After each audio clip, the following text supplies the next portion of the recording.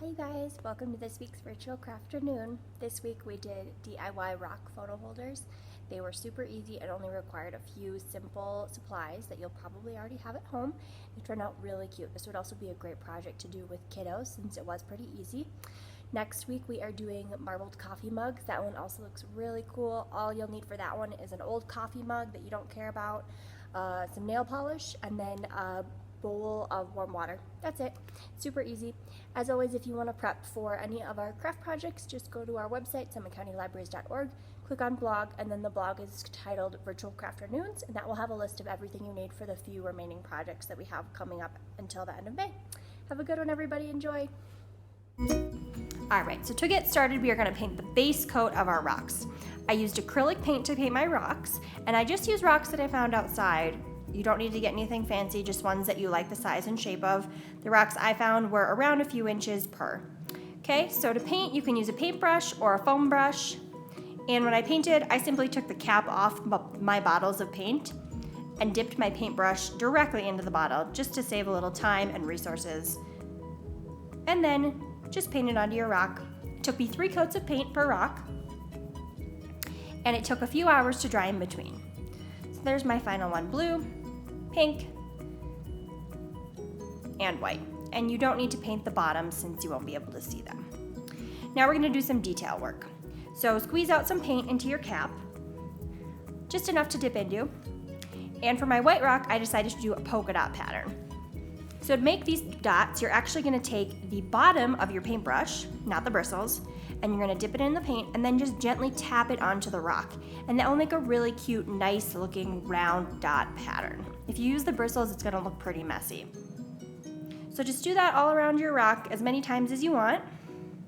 And I used only those 3 bottles of paint. So this blue paint is the same one I used as my base of my other blue rock.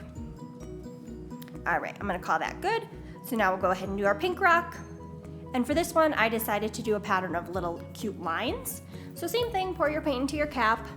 And again, using the bottom of that paintbrush, you're just gonna put your paint on your paintbrush and then use it to make those little lines. And it looks really nice and clean versus using the bristles. So just do your lines all over your rock, as many as you want. And that looks cute. So I'm gonna move on to my blue rock. For this one, I did the same thing as the pink rock in terms of those lines, but I decided to make it into kind of a crosshatch pattern. So you can see here, it's the same effect. You're just going horizontally and then vertically. And just do it all over your rock until you like the way that it looks. Now let's talk about our wire. So all I had available to me was this really stiff wire. If you follow the blog article and the wire that I recommend buying for that, it's a lot thinner. It'll be a lot easier to work with, but whatever wire you have is fine. So to make the top of our photo holder, you're gonna wrap your wire around 4 times around a Sharpie marker, and then just kind of finesse it. You can make the loops a little bit bigger, and then you're gonna wanna kind of squeeze them together because you need them to be fairly tight in order to actually hold a photo up in the top of it. Next, we're gonna take our rock and find the length that you want, and then you're gonna pull the wire towards you with one hand while pushing with the other hand to kind of make it more of that straight line effect. And then to make the bottom part, simply wrap your wire around your rock, again around maybe 4 times. And it doesn't have to be perfect. It's kind of a fun project because it looks so whimsical when it's done, so it doesn't need to look perfect in order for it to look cute.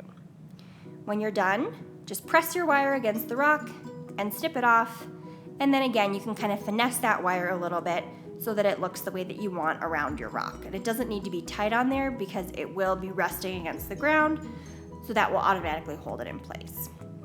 And again, do a little squeezing, do a little finessing if you need to. And there are my final rocks. They turned out really great. Again, my wire was pretty stiff, so if you do this with a less stiff wire, it will be a lot easier to work with. And I think your result will be just as good or even better than mine. There's my rocks, and this would also be a really great project to do with kids, like I said in my intro. And it also is great to use for notes, for recipes, or anything else that you want to be able to hold up.